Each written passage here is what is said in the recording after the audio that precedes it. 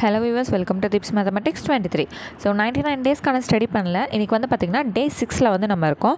So அந்த வகையில் 6th ரெண்டாவது டேர்ம் புக்கில் இருக்கக்கூடிய 3வது இயல், அதாவது ஃபுல் புக்கில் பார்த்திங்கன்னா 6வது இயல் வந்து இன்றைக்கி நம்ம படிக்க போகிறோங்க. ஸோ அதுக்கான ஃபஸ்ட்டு செய்யுள் வந்து நானிலம் படைத்தவன். ஸோ நுழையும் முன்னில் நமக்கு வந்து பெருசாக எந்த கண்டென்ட்டும் கிடையாது. அப்படியே ஸ்ட்ரைட்டாக வந்திங்கன்னா இந்த நானிலம் படைத்தவன் அப்படிங்கிற பாடல் எழுதினவர் முடியரசன். ஸோ இது எப்படிங்க ஈஸியாக ஞாபகம் வச்சுக்கலாம்? ஏதாவது சின்னதாக ஷார்ட்கட் சொல்லுங்கள் அப்படின்னா, இப்போ தலையில் வந்து எப்போவுமே இப்படி தான் வகுப்பு எடுப்பாங்க இல்லைங்களா? ஸோ இப்போ புதுசாக இப்படியும் ஒன்று எடுத்துகிட்டு இப்படியும் ஒன்று எடுக்கிறாங்க, ஓகேங்களா? இது வந்து எதில் அப்படின்னா தலையில் வந்து எடுக்கிறாங்க, ஹெட்டில் இருக்குது இல்லைங்களா, முடியில் வந்து எடுக்கிறாங்க. அப்போது இதில் பார்த்திங்கன்னா 1 2 3 4, ஸோ 2 வகுப்பாக இப்படி எடுக்கும்போது 4 ஃபேஸ் வந்து க்ரியேட் ஆகுது. அப்போ முடியில் வந்து ஒரு 4 நிலம் மாதிரி டிசைன் பண்ணவர் வந்து யாருன்னா இவர் தான். முடியில் வந்து டிசைன் பண்ணனால இவரை வந்து முடியரசன் அப்படின்னு வந்து சொல்கிறாங்க, ஓகேங்களா? அப்போ அதில் ஒரு 4 ஃபேஸ் வந்து க்ரியேட் ஆகிருக்கு, அது 4 நிலம் அப்படின்னு வந்து வச்சுக்கிறோம். முடியிலேயே டிசைன் இப்படி க்ரியேட் பண்ணுறாங்களே அப்படின்னு சொல்லிட்டு இவருக்கு முடியரசன் அப்படின்னு பேர் கொடுக்குறாங்க, ஓகேங்களா? சரி, அப்போ 4 நிலம்ங்கிறது முடியரசன். ஸோ வந்து ஸ்ட்ரெயிட்டாக வந்து சொல்லும் பொருளுக்கு வந்து வந்துடலாம். மல்லெடுத்த அப்படின்னா வலிமை பெற்ற, மல்லெடுத்தனா நல்லா ஸ்ட்ராங்காக, ஓகேங்களா, வலிமை பெற்ற. சமர் அப்படிங்கிறது போர். நல்கும் அப்படின்னா தரும், நல்கும்னா கிட்டும் அந்த மாதிரி சொல்லுவாங்க இல்லைங்களா, தரும். அப்போது கழனி அப்படிங்கிறது அடுத்து வயல். மரம் அப்படிங்கிறது வீரம். இதுக்கு வந்து இன்னொரு வேர்டும் இருக்குது, வீரம்க்கு வந்து இன்னொரு வேர்டும் இருக்குது, அது வந்து நம்ம ஃபர்தராக படிக்கலாம், ஓகேங்களா? அடுத்தது எக்களிப்பு அப்படிங்கிறது பெருமகிழ்ச்சி. களிப்பு அப்படின்னா மகிழ்ச்சின்னு சொல்லுவாங்க, அப்போ எக்களிப்பு அப்படிங்கிறது பெருமகிழ்ச்சி. களம் அப்படின்னா கப்பல். ஆழி அப்படிங்கிறது கடல். ஸோ நம்ம வந்து முன்னாடி வந்து படித்தோம் இல்லைங்களா, ஆழிப்பெருக்கு அப்படின்னு படித்தோமா, அது என்னது, கடல் கோள். அப்போ ஆழிங்கிறது என்னது, கடல். ஸோ மல்லெடுத்தனா வலிமை பெற்ற, சமர்னா போர், நல்கும் தரும், களனினா வயல், மரம்னா வீரம். ஸோ ரா வந்து எதுங்கிறது நல்லா தெரிஞ்சு வச்சுக்கோங்க. இந்த மரம்னா வீரம், இந்த மரம்னா நம்மளோட ட்ரீ. அடுத்தது எக்களிப்பு பெருமகிழ்ச்சி, களம் கப்பல், ஆழி கடல். ஸோ சொல்லும் பொருளும் எல்லாமே நம்ம படிச்சிட்டோமா? ஸோ அடுத்து ஸ்ட்ரைட்டாக என்ன பண்ணுவோம், நூல்வெளிக்கு வந்துடும். ஸோ இந்த நூல்வெளி வந்து படிக்கிறதுக்கு முன்னாடி ஒரு சின்னதாக வந்து ஒரு ஷார்ட்கட் தரேன். துரை, ஓகேங்களா? துரை அப்படிங்கிற ஒருத்தவர் வந்து என்ன பண்ணுறாரு அப்படின்னா, காவியா கிட்ட பூ கொடுக்கறதுக்காக வீரமாக போகிறாரு, ஓகேங்களா? ஸோ லிட்டரலாக வந்து ப்ரொப்போஸ் பண்ண போகிறாரு. யார்? துரை வந்து பூ எடுத்துக்கிட்டு காவியா கிட்ட கொடுக்கறதுக்காக வீரமாக போகிறாரு. போய் கொடுத்துட்டு என்ன பண்ணுறாரு, ஒரு பாட்டு ஒன்று பாடுறாரு. பூங்காற்று திரும்புமா அப்படின்னு சொல்லிட்டு ஒரு பாட்டு பாடுறாரு. அப்போ அவரோட ஃப்ரெண்ட்ஸ் எல்லாமே சூப்பராக பாடி ப்ரொப்போஸ் பண்ணுறான்டா, இவன் தான்டா திராவிட நாட்டோட வானம் பாடி அப்படின்றாங்க. அதாவது நல்லா பாடுறான்டா அப்படின்னு சொல்லிட்டு திராவிட நாட்டோட வானம் பாடி அப்படின்னு சொல்லிட்டு ஒரு பேர் வச்சோன்னே இந்த பையனுக்கு ஒரே குஷியாகிடுது. பரவாயில்ல, நம்ம ஏதோ புதுசாக ஒரு விஷயம் செஞ்சுருக்கோம் போல் அப்படின்னு சொல்லிட்டு ரொம்ப குஷியாகிடுது. அதுதான் என்னென்னா புதியதொரு விதி செய்வோம். ஸோ இப்போ வந்து ஃபுல்லாக வாசித்து பார்த்துருவோமா? துரைங்கிற பையன் தான் என்ன பண்ணுறான், பூ எடுத்துகிட்டு வீரமாக காவியா கிட்ட கொடுக்கறதுக்கு போகிறான்னு சொன்னா, அப்போ அது யார்? துரைராசு. முடியரசனோட இயற்பெயர் என்னதுங்க? துரைராசு. ஸோ வந்து இன்னொன்று என்னென்னா, அந்த துரைங்கிற பையன் அந்த காவியா கிட்ட பூ கொடுக்க போகிறதுக்கு முன்னாடி அவனோட முடியெல்லாம் என்ன பண்ணுறான், சரி பண்ணிட்டு போகிறான். அப்போது துரைங்கிற பையன் முடியை சரி பண்ணிட்டு போனான்னா அப்போ அது என்னது, முடியரசனோட இயற்பெயர் தான் துரைராசு. ஸோ வந்து பூ எடுத்துகிட்டு போகிறான், பூங்கொடி, வீரமாக போகிறான், வீரகாவியம். யார்கிட்ட கொடுக்கறதுக்கு? காவியாட்ட கொடுக்கறதுக்கு. அப்போ காவிய பாவை. ஸோ அப்போ வந்து போயிட்டு ஒரு பாட்டு வந்து பாடினானா, பூங்காற்று திரும்புமான்னு சொல்லிட்டு, அப்போ வந்து என்ன பண்ணுறாங்க, நீ தாண்டா திராவிட நாட்டோட வானம்பாடி அப்படின்லாம் வந்து ஃப்ரெண்ட்ஸ் வந்து புகழ்கிறாங்க. ஸோ அதே போல் இவரோட சிறப்பு பெயர் வந்து என்னென்னா திராவிட நாட்டின் வானம்பாடி. அதாவது இவர் இந்த மாதிரி பாராட்டியிருக்காங்க, சிறப்பு பெயரில் முடியரசனை திராவிட நாட்டின் வானம்பாடின்னு சொல்லிட்டு மற்ற கவிஞர்கள் எல்லாம் என்ன பண்ணியிருக்காங்க, பாராட்டியிருக்காங்க. ஸோ இந்த இப்பாடல் புதியதொரு விதி செய்வோம் அப்படிங்கிற நூலில் வந்து இடம்பெற்றிருக்கு. இந்த நானிலம் அப்படிங்கிற பாடல் வந்து புதியதொரு விதி செய்வோம் அப்படிங்கிற புத்தகத்தில் வந்து இடம்பெற்றிருக்கு. ஸோ இந்த ஷார்ட்கட்ஸ் வந்து உங்களுக்கு ஈஸியாக இருக்கும்னு நான் நினைக்கிறேன். ஸோ அடுத்து வந்து பார்த்திங்கன்னா ரொம்ப ரொம்ப ரொம்ப ரொம்ப இம்பார்ட்டண்ட்டான பாடல். ஏன் அப்படின்னா இது வந்து பாரதியார் எழுதினது. ஸோ என்ன பாடல் அப்படிங்கிறத பார்த்துடலாம்.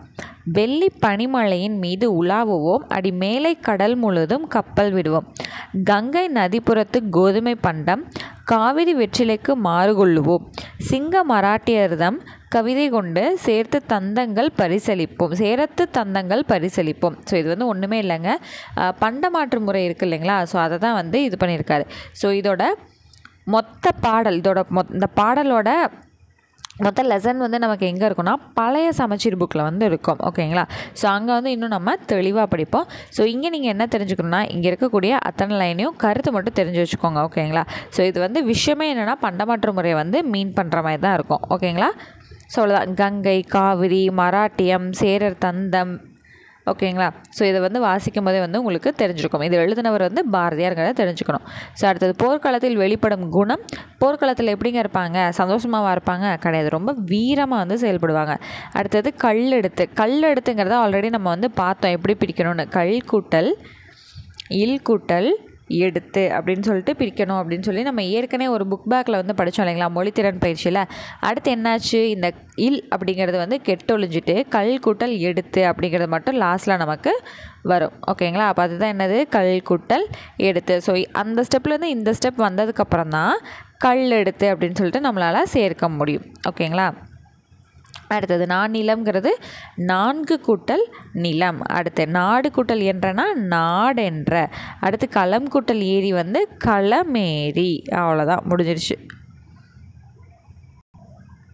இங்கே பாருங்கள், பாடலில் இருக்கக்கூடிய எதுகை சொற்கள் மோனை சொற்களை எடுத்து எழுதுங்கன்னு சொல்லியிருக்காங்களா. எதுகை சொற்கள்னால் என்ன தெரிஞ்சுக்கோங்க. 2ஆம் எழுத்து ஒன்றி வருவது எதுகை சொற்கள். மோனை சொற்கள்னால் அந்த வார்த்தையில் இருக்கக்கூடிய முதல் எழுத்துக்கள் ஒன்றி வருவது தான் மோனை சொற்கள். அடுத்தது, கடலோடு விளையாடு. இதில் வந்து நம்ம என்ன தெரிஞ்சுக்கணும்னு பார்த்தீங்கன்னா, இது வந்து ஒரு மனப்பாட பாடல் தாங்க. இதுலேருந்து நமக்கு என்ன வரும்னா, மேட்ச் த ஃபாலோயிங், பொறுத்துக வந்து கேட்பாங்க. ஸோ அதனால் நம்ம என்ன தெரிஞ்சுக்கணும் அப்படின்னா, நான் சொல்கிறத இமேஜினேஷன் பண்ணிக்கிட்டே வாங்க. இவங்க வந்து ஒரு கப்பலில் வந்து போயிட்டுருக்காங்க. அப்போ அங்கே நடக்கக்கூடிய நிகழ்வுகளை இவங்க எப்படி வந்து ஏற்றுக்கிறாங்கங்கிற மாதிரி. பனிமூட்டத்தை போர்வையாக பார்க்குறாங்க. ஓகேங்களா? நல்லா இமேஜின் பண்ணுங்க. பனிமூட்டம் அப்படியே நல்லா பனி கீழே இறங்கி இருந்துச்சுன்னா அதை போத்திக்கிற மாதிரி போர்வையாக வந்து இமேஜின் பண்ணுறாங்க. ஓகேங்களா? காயும் கதிர்ச்சுடர். காயும் கதிர்ச்சுடர்னால் சூரியன் நல்ல வெயில் அடிக்குமா, அதை அவங்களோட கூரையாக வந்து நினச்சிக்கிறாங்க. ஓகேங்களா? கட்டுமரம் தான் அவங்களோட வீடு. கடலில் அவங்களோட வீடு ஏது, அவங்க போயிட்டுருக்க கட்டுமரம் தான். ஓகேங்களா?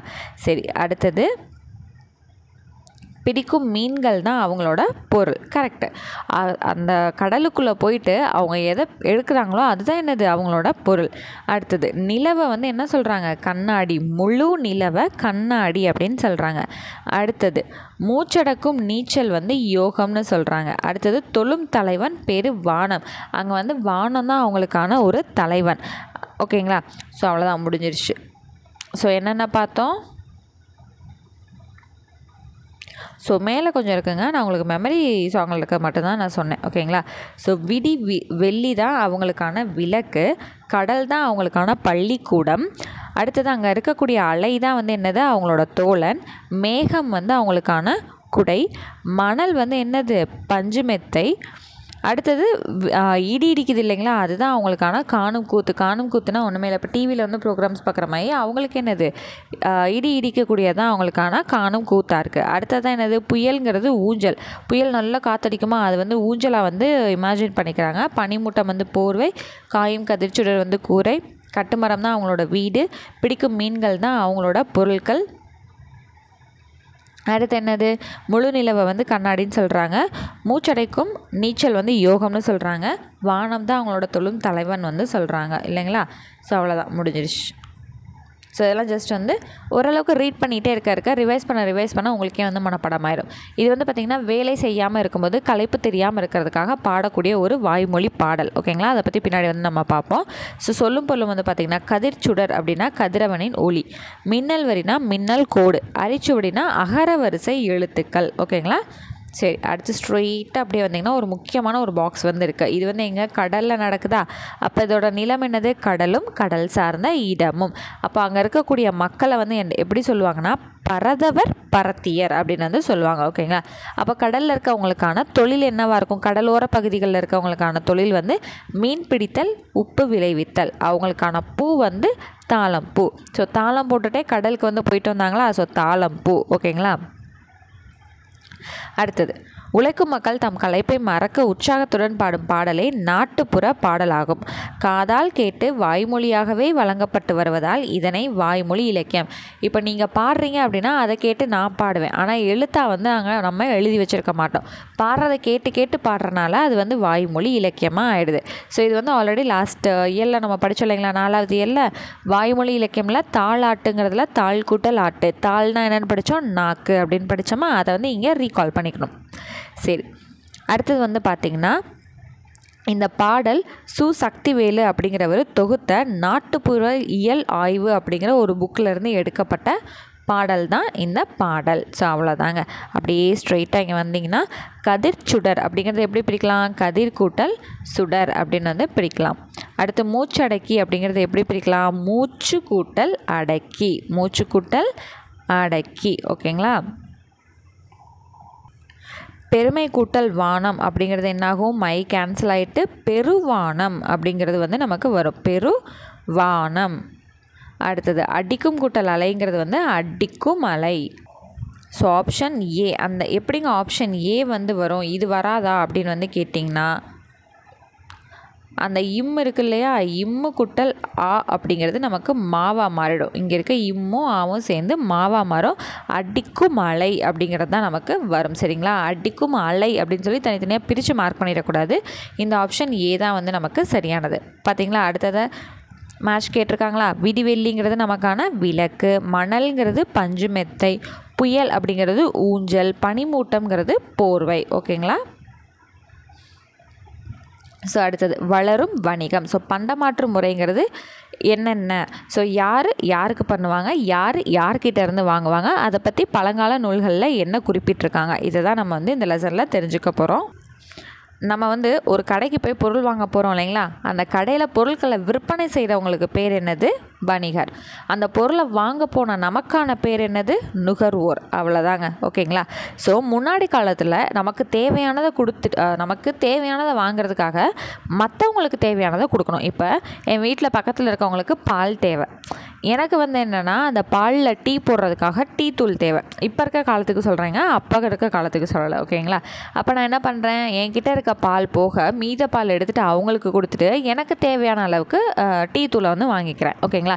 ஸோ நம்மக்கிட்ட இருக்கிற பொருள் அவங்களுக்கு தேவைப்பட்டுச்சுன்னா அதை கொஞ்சம் எடுத்து அவங்கள்ட்ட கொடுத்துட்டு அவங்கக்கிட்ட இருக்க பொருளில் நமக்கு கொஞ்சம் தேவையானதை வாங்கிக்க போகிறோம். இதுதான் வந்து என்னென்னு பார்த்திங்கன்னா பண்டமாற்று முறை. ஓகேங்களா.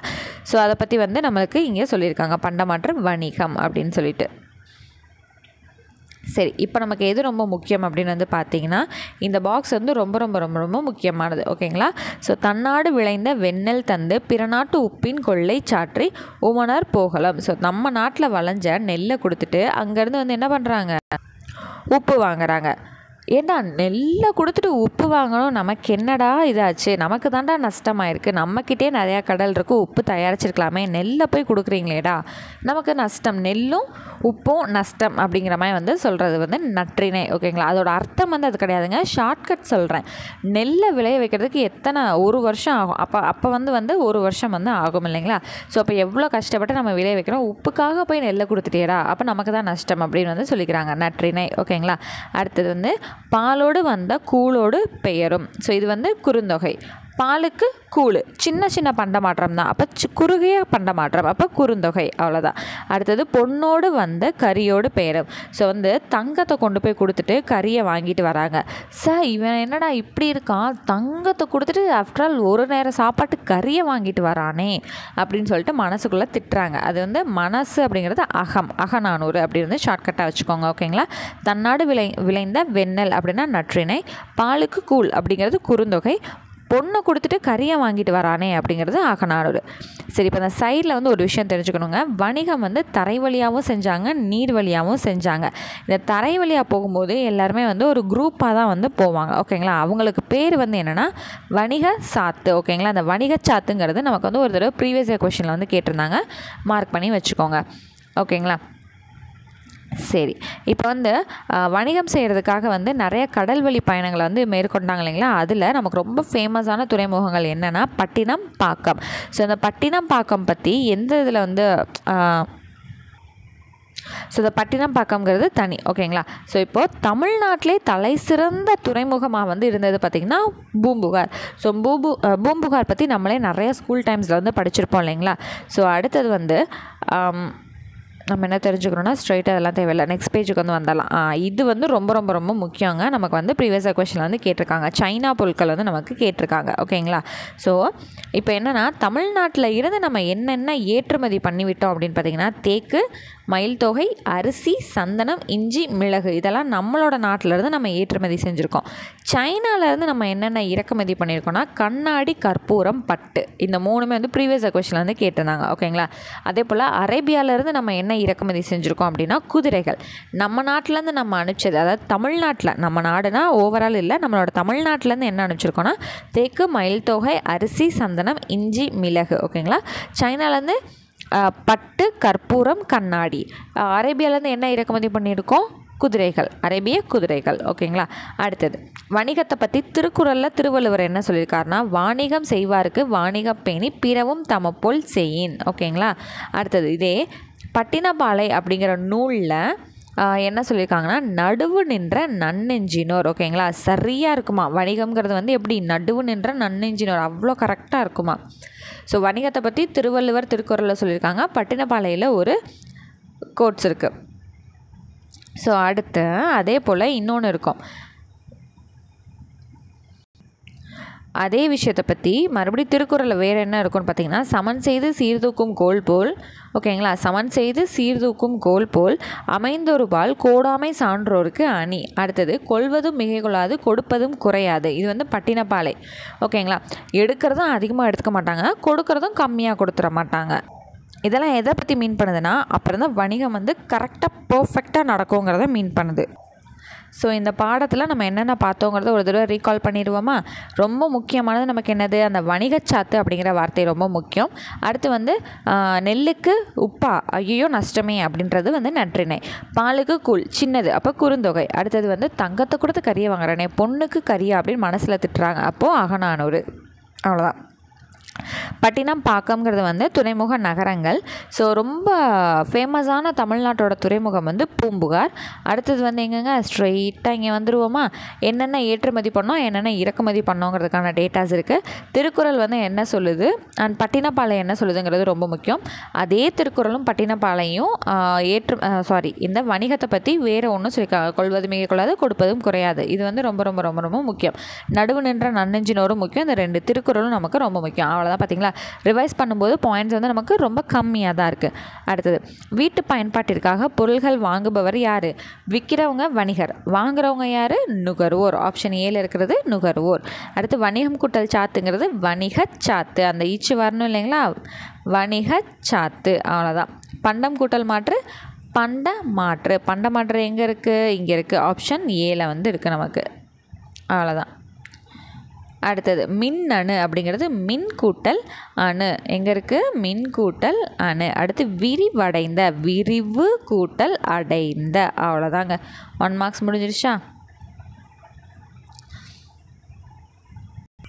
ஸோ இன்றைக்கி உங்களுக்கான ஒர்க் வந்து என்னென்னு பார்த்தீங்கன்னா இங்கே இருக்கக்கூடிய இங்கிலீஷ் வேர்ட்ஸுக்கு இங்கே இருக்க தமிழ் வேர்ட்ஸை நீங்கள் என்ன பண்ண போகிறீங்க, மேட்ச் பண்ணி எழுத போகிறீங்க. இதுதான் இன்றைக்கான உங்களுக்கான ஒர்க். ஸோ டே 5க்கான ஒர்க் எல்லாமே பர்ஃபெக்டாக முடித்து வாட்ஸ்அப்பில் வந்து எல்லாருமே சென்ட் பண்ணியிருந்தீங்க. சூப்பராக எல்லாருமே கரெக்டாக பண்ணியிருந்தீங்க. ஸோ அதே போல் இன்றைக்கி உங்களுக்கான ஒர்க் வந்து என்னென்னா இது. ஓகேங்களா. ஸோ ஆங்கில சொல்லுக்கு இணையான தமிழ் சொல் அப்படிங்கிறது இங்கேருந்து நமக்கு ப்ரீவியஸ் கொஷின்ஸும் கேட்கப்பட்டிருக்கு. ஸோ இதுக்கான கரெக்டான தமிழ் அர்த்தம் என்னவா இருக்குங்கிறத இங்கே ஆப்ஷன்ஸ் அதுவே இருக்குங்க. ஸோ ரீட் பண்ணி பார்த்தாலே தெரியும். இன்றைக்கி உங்களுக்கான ஒர்க் வந்து இதை தான் நீங்கள் பண்ண போகிறீங்க. ஓகேங்களா. ஸோ அடுத்து உழைப்பை மூலதனம். இதில் வந்து இந்த பாக்ஸில் வந்து ஒரு பாயிண்ட் இருக்குங்க. பாடுபட்டு தேடிய பணத்தை புதைத்து வைக்காதீர் அப்படின்னு யார் சொல்லியிருக்காங்கன்னா ஔவையார் வந்து சொல்லியிருக்காங்க. இதில் வந்து ஒரு கதை இருக்குது. அந்த கதை வந்து சும்மா ரீட் பண்ணி பாருங்கள், கொஞ்சம் நல்லா மைண்ட் ரெஃப்ரெஷ்மெண்ட்டாக இருக்கும். அண்ட் இதில் வந்து ஒரு மாரலான ஒரு ஸ்டோரியும் வந்து இருக்குது. ஸோ வந்து கண்டிப்பாக வந்து ரீட் பண்ணி பாருங்கள். ஓகேங்களா. ஸோ இதுலேருந்து நம்ம வந்து தெரிஞ்சுக்க வேண்டிய ஒரே ஒரு பாயிண்ட்டு, அந்த நுழையும் முன்னில் பாடுபட்டு தேடிய பணத்தை புதைத்து வைக்காதுன்னு சொல்லிட்டு யார் சொன்னாங்க? ஔவையார் வந்து சொன்னாங்க. அவ்வளோதான். அடுத்து ஸ்ட்ரைட்டாக நம்ம எங்கே வந்துட்டோம் அப்படின்னு வந்து பார்த்திங்கன்னா சுட்டெழுத்து வினா எழுத்து அப்படிங்கிற இலக்கணத்துக்கு. ஸோ வந்து நிறைய பேர் வந்து சஜஷன்ஸ் என்ன சொல்லியிருந்தீங்க அப்படின்னா, இலக்கணம் மட்டும் ஃபாஸ்ட்டாக போகிற மாதிரி இருக்குது, கொஞ்சம் நிறுத்தி நிதானமாக எங்களுக்கு சொல்லிக் கொடுங்க, பிக்கப் பண்ண முடியலை, ரொம்ப ஃபாஸ்ட்டாக நான் வந்து போகிற மாதிரி இருக்குன்னு சொல்லியிருந்தீங்களா. நான் வந்து எது தேவையோ அந்த கண்டென்ட்டை மட்டும் உங்களுக்கு நான் கொடுத்துட்டேன். ஓகேங்களா. ஸோ அதனால் வந்து நல்லா கன்ஃபியூஸ் ஆகிட்டிங்களா என்னன்னு தெரியல. இந்த சுட்டெழுத்து வினா எழுத்து ரொம்ப சிம்பிளாக இருக்கும், டக்குன்னு முடிச்சிடலாம் நம்ம. சுட்டெழுத்து அப்படிங்கிறது ஒரு விஷயத்தை நம்ம சுட்டி காட்டுறதுங்க. அவன் அங்கே நிற்கிறான், அந்த பொண்ணு இங்கே இருக்குது, அந்த பொருள் பாருங்கள் அங்கனக்குள்ளே கிடக்கு. ஸோ இந்த மாதிரி வந்து என்னது சுட்டி காட்டுறது. அந்த ஆள் காட்டி விரலை வச்சு நீங்கள் சுட்டி காட்டுவீங்க இல்லை, சுட்டி காட்டுவீங்க இல்லைங்களா. ஸோ அதுதான் என்னது சுட்டு எழுத்துக்கள். சரிங்க. சுட்டு எழுத்துக்களில் மொத்தம் என்னென்ன எழுத்து வரும்னா ஆ இ ஊன்னு வரும். இப்போ இருக்க நடைமுறை வாழ்க்கையில் ஊ அப்படிங்கிறது நமக்கு வழக்கில் கிடையாது. ஆ அங்கே, இ இங்கே, இது மட்டும்தான் நமக்கு இருக்குது. ஊ சம்மந்தமாக நம்ம எதுவுமே குறிப்பிடுறது கிடையாது. ஓகேங்களா. ஸோ இப்போ இதுக்குள்ளே வந்து பார்த்திங்கன்னா அந்த சுட்டு எழுத்துக்கள்லேயே அகச்சுட்டு, புறச்சுட்டு, அண்மை சுட்டு, சேய்மை சுட்டு அப்படிங்கிற சில விஷயங்கள் வந்து இருக்கும். லாஸ்ட்டில் சுட்டு திரிபுன்னு இருக்கும். அகச்சுட்டுனா ஒன்றுமே இல்லைங்க. இப்போ இந்த அவன், இவன், இது அதுங்கிறது ஸ்ட்ரைட்டான வேர்ட்ஸ் இருக்கும். ஜஸ்ட் நான் சொல்கிறத தெரிஞ்சுக்கோங்க. நான் எதை மெமரைஸ் பண்ணணுங்கிறத திரும்ப லாஸ்ட்டில் ரீகால் பண்ணி விட்றணும், அதை மட்டும் மெமரைஸ் பண்ணிடுங்க. அப்போது இந்த அவன், இவன், அது இது அப்படின்னு இருக்கு இல்லைங்களா. இதில் சுட்டெழுத்துக்களை நீக்கி பாருங்கள். இப்போது இவன் அப்படின்னு எடுத்துக்குவோம். இதில் சுட்டெழுத்து என்னது? ஈ. இந்த ஈயை நீக்கி இது வா இன்னு தான் இருக்கு. இந்த வன் அப்படிங்கிறதுனால அதுக்கான பொருளை வந்து உணர்த்த முடியாது. அப்போ அகச்சுட்டுங்கிறது என்னன்னா, அந்த சுட்டெழுத்தை நீக்கிட்டோன்னா அது வந்து பொருளை கொடுக்க முடியாது. அப்போ அந்த சுட்டெழுத்தோடு சேர்த்து அந்த வார்த்தையை நம்ம சொன்னால் மட்டும்தான் அதுக்கான பொருள் என்னங்கிறது தெரியும். அதுதான் உள்ளேயே இருந்து, அதாவது சுட்டெழுத்துக்கள் சொல்லின் உள்ளேயே இருந்து சுட்டு பொருளை தருவது அகச்சுட்டு. ஓகேங்களா. இப்போ இதே புறச்சுட்டு அப்படின்னு பாருங்கள். இந்நூல் அப்படின்னு இருக்கா. இதில் அந்த சுட்ட எழுத்துங்கிறது என்னது? ஈ. அப்போ அந்த ஈ எடுத்துட்டோன்னா இந்த அப்படிங்கிறது வந்து போயிடும். அப்போ நூல் அப்படின்னு இருக்கா. அந்த சுட்டி எழுத்தை நீக்கிட்டாலும் நூல் அப்படிங்கிற ஒரு பொருளை வந்து உணர்த்துது. இந்த ரூமில் இந்த நூல் அப்படிங்கிறோம், வேறு எந்த நூலுமே கிடையாது. அப்போ அந்த சுட்டெழுத்தை நீக்கிட்டாலுமே அந்த நூல் அப்படிங்கிற ஒரு அந்த புக்குங்கிறத வந்து குறிப்பிடுது இல்லைங்களா. அப்போது புறத்தே நின்று, புறத்தேனா அந்த தூக்கிட்டாலுமே அதுக்கான பொருளை வந்து உணர்த்துது. ஓகேங்களா. அதுதான் வந்து புறச்சுட்டு. அடுத்தது அண்மை சுட்டு அப்படின்னா என்னென்னா, அருகிலேயே இருக்கிறத வந்து சுட்டி காட்டுறது. இது அந்த மாதிரி வந்து சொல்கிறோம்ல, இதுங்க இங்கே தாங்க இருக்குது, இதுங்க அப்படின்னு சொல்கிறோம் இல்லைங்களா. அப்போது பக்கத்தில் இருக்கக்கூடிய ஒரு பொருளை வந்து சுட்டி காட்ட பயன்படுத்துறது வந்து அண்மை சுட்டு. அடுத்தது சேய்மை சுட்டுன்னா என்னென்னு பார்த்தீங்கன்னா, தொலைவில் அவன் அங்கே இருக்கான் பாருங்க அப்படின்னு சொல்கிறோமா. அப்போ தூரமாக இருக்கவங்கள சுட்டி காட்டுறது என்ன அப்படின்னு வந்து பார்த்திங்கன்னா சேய்மை சுட்டு. அடுத்தது சுட்டு திரிபு அப்படின்னா என்னென்னா, திரிபுனால என்னதுங்க? திரிஞ்சு மாற்றமடைஞ்சு வருது அப்படின்னு வந்து சொல்லுவோமா. அப்போ சுட்டெழுத்தில் என்ன மாற்றமடைஞ்சு வருது அப்படின்னு வந்து நம்ம பார்த்தோன்னா, அம்மரம் இவ்வீடு அப்படின்னு சொல்லக்கூடியதை அந்த மரம் இந்த வீடு அப்படின்னு சொல்லிட்டு மாற்றம் அடைந்து சொல்லக்கூடியது. ஓகேங்களா. அம்மரம் அப்படிங்கிறத அந்த மரம், இவ்வீடுங்கிறத இந்த வீடு அப்படின்னு சொல்லிட்டு நம்ம திரிய வச்சு நம்ம வந்து சொல்லிகிட்ருக்கோம். ஓகேங்களா. அப்போ ஆ இ அப்படிங்கிற சுட்டெழுத்து மாற்றம் பெற்று திரிந்து அந்த இந்த ஆ இ அப்படிங்கிறது அந்த இந்த அப்படின்னு சொல்லிட்டு திரிஞ்சு வரதுனால இது சுட்டு திரிபு அப்படின்னு வந்து நம்ம சொல்கிறோம். ஓகேங்களா. ஸோ இப்போ இதில் ஒரு தடவை ரீகால் மட்டும் பண்ணிடுவோமா. ஸோ இப்போ நான் என்ன கண்டென்ட் சொல்கிறேனோ அதை மட்டும் நம்ம வந்து மனசில் ஏற்றிக்கோங்க. ஓகேங்களா. ஃபஸ்ட்டு வந்து சுட்டெழுத்து வினா எழுத்தில் சுட்டெழுத்து வந்து நம்ம பார்க்குறோம். சுட்டெழுத்துங்கிறது மொத்தம் 3 எழுத்து இருக்குது. யார் யார்? ஆ இ ஊ. ஊங்கிறது இப்போ வந்து வழக்கில் கிடையாது. இப்போ வழக்கில் இருக்கக்கூடியது வந்து ஆ இ. ஆனால் சுட்டெழுத்துக்கள் மொத்தம் எத்தனைன்னு கேட்டால் என்ன தான் சொல்லணும்? 3ன்னு தான் சொல்லணும், 2ன்னு சொல்லிடக்கூடாது. ஓகேங்களா. கண்டிப்பாக 3ன்னு தான் சொல்லணும். ஆனால் ஊ வந்து வழக்கில் இல்லைங்கிறத மட்டும் ஞாபகம் வச்சுக்கணும். அப்போ நம்ம என்னென்ன பார்த்தோம்? அகச்சுட்டு, புறச்சுட்டு, அண்மை சுட்டு, சேய்மை சுட்டு, சுட்டு திரிபுன்னு 5 சொல்லி கொடுத்தேன்னா, அகச்சுட்டுனா என்ன அர்த்தம்? அந்த சுட்டெழுத்தை நீக்குனா பொருள் தராது. அப்போ சுட்டெழுத்தோடு சேர்ந்து வந்தால் மட்டும்தான் பொருள் தரும். அதுதான் உள்ளேயே இருந்து பொருள் தருவது அகச்சுட்டு. அடுத்து புறச்சுட்டுனா சுட்டெழுத்தை நீக்குனாலும் அதுக்கான பொருள் நமக்கு கொடுக்கும். அந்த எழுத்து இல்லைனாலும் அதுக்கான அர்த்தத்தை நமக்கு கொடுக்கும். அப்போ என்னது? புறத்தே இருந்து சுட்டு பொருளை தருவது புறச்சுட்டு. அண்மை சுட்டு அப்படிங்கிறது என்னது? பக்கத்தில் இருக்கக்கூடிய பொருட்களை உணர்த்துவது அண்மை சுட்டு. இங்கே, இது, இவன் இந்த மாதிரி சொல்லக்கூடியது அண்மை சுட்டு. செய்மை சுட்டுனா தூரத்தில் இருக்கக்கூடியதை உணர்த்துறதுக்கு சொல்கிறது தான். அங்கே, அவன், அந்த மரம் அந்த மாதிரி சொல்லக்கூடியது என்னது? செய்மை சுட்டு. சரி, சுட்டு திரிபு அப்படிங்கிறது என்னதுங்க? அம்மரம் இவ்வீடுங்கிறது அந்த ஆ ஈங்கிறது அந்த இந்த அப்படின்னு சொல்லிட்டு மாற்றமடைஞ்சு வர்றது தான் சுட்டு திரிபு. ஓகேங்களா? சரி, இப்போ அடுத்து வந்துடுவோம் வினா எழுத்துக்கள். ஸோ சுட்டெழுத்து 3 இருந்துச்சு. அப்போ வினா எழுத்து எத்தனை அப்படின்னு பார்த்திங்கன்னா 5 வினா எழுத்துக்கள் இருக்குங்க. ஓகேங்களா? வினா எழுத்துன்னு என்னது? கொஷின் கேட்குறதுக்காக வரக்கூடிய எழுத்து. ஸோ அதில் என்னென்ன 5 எழுத்து இருக்குன்னா ஏ, யா, ஆ, ஓ, ஏ. ஓகேங்களா? இந்த 5 இருக்குது. இந்த ஏ, யா, ஏங்கிறது ஆல்மோஸ்ட் உங்களுக்கு தெரிஞ்சிருக்கும். இந்த ஆ, ஓ அப்படிங்கிறது என்னங்கிறத நான் உங்களுக்கு சொல்கிறேன். மொத்தமாக எத்தனை எழுத்து இருக்குன்னு சொன்னேன்? 5 இருக்குன்னு சொன்னேன். ஏ, யா, ஆ, ஓ, ஏ. இதெல்லாம் நீங்கள் மனப்பாடம் பண்ண தேவையில்லைங்க. படிக்க உங்களுக்கு அதுவே மெமரைஸ் ஆகிடும். ரீகால் பண்ணிக்கிட்டே இருக்க அதுவே உங்களுக்கு மனப்பாடம் ஆகிடும். சரி, இப்போ ஏ, யா அப்படிங்கிறது மொழி முதல்ல வரும்னு கொடுத்துருக்காங்களா? மொழி முதல்னால் ஒன்றும் இல்லை. மொழிங்கிறது ஒரு வார்த்தை, ஒரு சொல். ஓகேங்களா? அதுக்கு முன்னாடி வரும். இப்போ ஏன்னா என்ன அப்படின்னு கேட்போமா? என்ன, எங்கு, எத்தனை அப்படிங்கிறதுலாம் என்னது? கேள்விக்கு வரக்கூடிய வார்த்தைகள், கேள்வி கேட்குறது மாதிரியான வார்த்தைகள். அப்படி தானே? அப்போ ஏங்கிறது சொல்லோட முதல்ல தான் வரும். யாங்கிறது யாருக்கு, யார், யாது அப்படிங்கிற வினாவை குறிப்பிட்டு வருது இல்லைங்களா? அப்போ இதெல்லாம் என்னது? மொழிக்கு முதல்ல வருது. அப்போ மொழியோட கடைசியில் வரக்கூடிய எழுத்து என்னென்னா ஆ, ஓ அப்படிங்கிறது. பேசலாமா, இப்போ உன்கிட்ட நான் பேசலாமா, இப்பொழுது உன்னிடம் நான் பேசலாமா. அப்போ அங்கே மாங்கிற இடத்துல என்ன முடியுது? ஆ அப்படின்னு முடியுதா? தெரியுமோ, உங்களுக்கு தெரியுமோ அப்படின்ற மாதிரி வருமா? அப்போ அங்கேயும் என்னது? ஒரு கேள்விக்குறி. அப்போ இது என்னது? ஓங்கிறது லாஸ்ட்டில் வந்துச்சுனாலும் அது வினாவாக தான் மாறும். அடுத்து மொழியோட கடைசியில் என்னதுங்க? ஏ அப்படிங்கிறது வருது. இந்த ஏங்கிறது மொழியோட கடைசிலையும் வரும், மொழியோட முதல்லையும் வரும். ஏன் அப்படிங்கிறதும் வரும், ஏனோ அப்படிங்கிறதும் வரும். நமக்கு ஏன் வரும், நீதானோ அப்படிங்கிறது நமக்கு லாஸ்ட்டில் ஏங்கிறது வரும். இந்த நீதானோ அப்படிங்கிறதுல சாரி நீதானே அப்படிங்கிறப்ப லாஸ்ட்டில் என்ன வருது? ஏ அப்படிங்கிற ஓசை முடியுதா? ஒரு தடவை திரும்ப சொல்கிறேன், கன்ஃபியூஸ் ஆகாமல் கேட்டுக்கோங்க. வினா எழுத்துங்கிறது மொத்தம் நமக்கு 5 இருக்குது. ஏ, யா, ஆ, ஓ, ஏ அப்படின்னு இருக்கு. இந்த ஏவும் யாவும் எங்கே வருது? நமக்கு சொல்லோட ஃபஸ்ட்டு வரும். அதுதான் மொழி முதல். இந்த ஆவும் ஓவும் அதுக்கான ஓசை நமக்கு எங்கே வருது? மொழியோட லாஸ்ட்டு, அதாவது அந்த வேர்டுக்கான லாஸ்ட்டில் வருது. இந்த ஏ அப்படிங்கிற ஒரு எழுத்து, அதாவது நெடில் வரக்கூடிய ஏ அப்படிங்கிற எழுத்து நமக்கு வார்த்தையோட முதல்லையும் வரும், வார்த்தையோட கடைசிலையும் வரும். அதுக்கான எடுத்துக்காட்டு தான் என்னது? ஏன், நீதானே அப்படிங்கிறது. ஓகேங்களா? ஸோ இப்போ கிளியராக உங்களுக்கு புரிஞ்சிருக்கும்னு நினைக்கிறேன். அகவினா அப்படிங்கிறது அதே போல் தாங்க. ஒருவேளை நம்ம அந்த வினா எழுத்தை நீக்கணும் அப்படின்னா அந்த இடத்துல பொருள் இருக்காது. இதே புறவினாவாக இருந்துச்சுன்னா அந்த இடத்துல இருக்கக்கூடிய வினா எழுத்தை நம்ம நீக்கணும் அப்படின்னா அங்கே வினாக்கான பொருள் அப்படியே தான் இருக்கும். அவ்வளோ, ஜஸ்ட்டு தெரிஞ்சுக்கோங்க. இந்த இடத்துல இதை மனப்பாடம் பண்ண தேவையில்லை. ஆனால் சுட்டெழுத்தில் கண்டிப்பாக அந்த 5 விஷயமே மெமரைஸ் பண்ணியிருந்துருக்கணும். ஓகேங்களா? ஓகே, இதெல்லாம் ஜஸ்ட் நீங்கள் ப்ராக்டிஸ் பண்ணி பாருங்கள் இதெல்லாம். ஓகேவா? ஸோ அடுத்து என் வீடு டேஸ் உள்ளது. என் வீடு அது உள்ளதுன்னு வருமா, அங்கே உள்ளதுன்னு வருமா? அங்கே. அடுத்தது தம்பி இங்கே வா. நீர் எங்கே தேங்கி இருக்கிறது? அடுத்தது யார் அவர் தெரியுமா? அடுத்தது உன் வீடு எங்கே அமைந்துள்ளது? அவ்வளோதான். ஓகேங்களா? முடிஞ்சிருச்சா?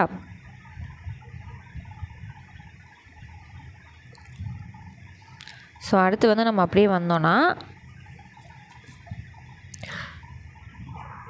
சரி, இப்போ என்ன கொடுத்துருக்காங்க? அடைப்புக்குள் உள்ள சொல்லை தக்க இடத்தில் சேர்த்து எழுதுங்கள்னு சொல்லியிருக்காங்களா? நீங்கள் வரும்போது எனக்கு புத்தகம் வாங்கி வாருங்களில் ஒரு அப்படிங்கிற வார்த்தையை எந்த இடத்துல சேர்த்தா கரெக்டாக இருக்கும்னு கேட்டிருக்காங்க.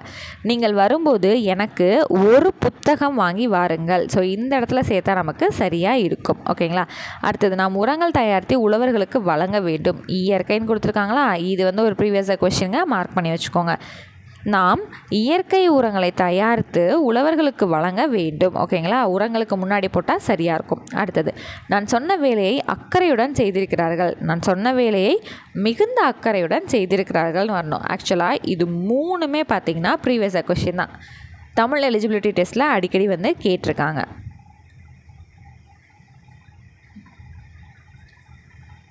சரி, இது வந்து ஒரு ப்ரீவியஸ் இயர் கொஷின். இந்த ஒரு கொஷின் மட்டும் ஒரு ப்ரீவியஸ் இயர் கொஷினில் வந்து நமக்கு வந்திருக்கு. கிடைக்கும் பொருளின் டேஸ் கூட்டி புதிய பொருளாக மாற்றுவது சிறந்த வணிகம் அப்படின்னா கிடைக்கக்கூட பொருளோட மதிப்பை வந்து கூட்டணும். அப்போ தான் வந்து புதிய பொருளாக வந்து நம்மளால் சேல் பண்ண முடியும். அடுத்தது, சிலை செதுக்கப்படும் போது உதிரும் கல் தூளை என்னவா வந்து மாற்றலாம்? கோலமாவாக மாற்றலாம். இது எப்படிங்க சொல்கிறீங்கன்னு கேட்டிங்கன்னா, இங்கே இருக்கக்கூடிய ஸ்டான்ஸாக படிச்சிங்கனாலே உங்களுக்கே தெரியுங்க. கிடைக்கும் பொருட்களின் மதிப்பை கூட்டி புதிய பொருளாக மாற்றுவது சிறந்த வணிகமாகும். அப்போ மதிப்பை கூட்டி. அடுத்தது, எங்கே இருக்குது? கல் தூளை, உதிரும் கல் தூளை கோலமாவாக மாற்றலாம். ஓகேங்களா? இது ஜஸ்ட் ரீட் பண்ணியிருந்தீங்கனாலே இது உங்களுக்கு தெரிஞ்சிருக்கும். இது ரெண்டையும் தெரிஞ்சு வச்சுக்கோங்க. ஸோ அடுத்து அப்படியே ஸ்ட்ரைட்டாக வந்தோன்னா விடுகதையெல்லாம் நமக்கு தேவை கிடையாது.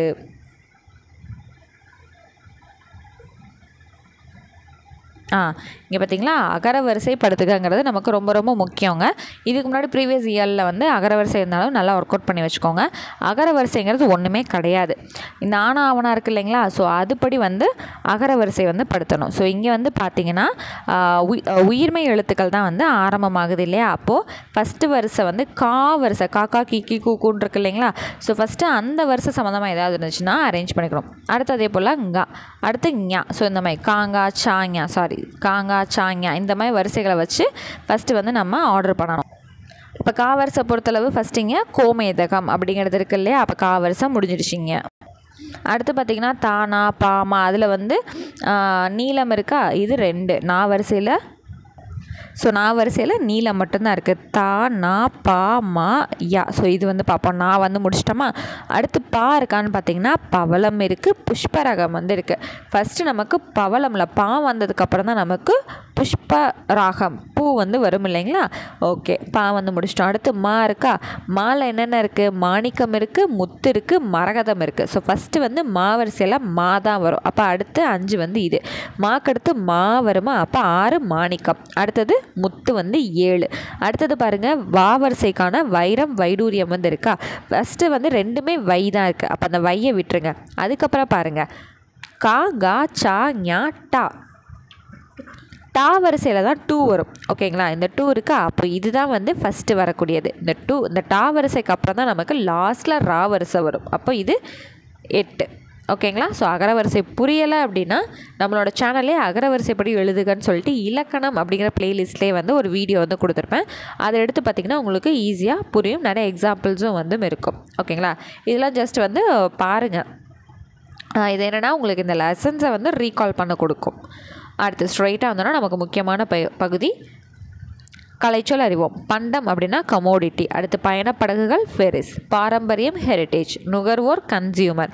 கடற்பயணம் வொயேஜ். தொழில் முனைவோர் என்டர்பிரனர். கலப்படம் அடல்ட்ரேஷன். வணிகர் மெர்ச்சன்ட். ஓகேங்களா?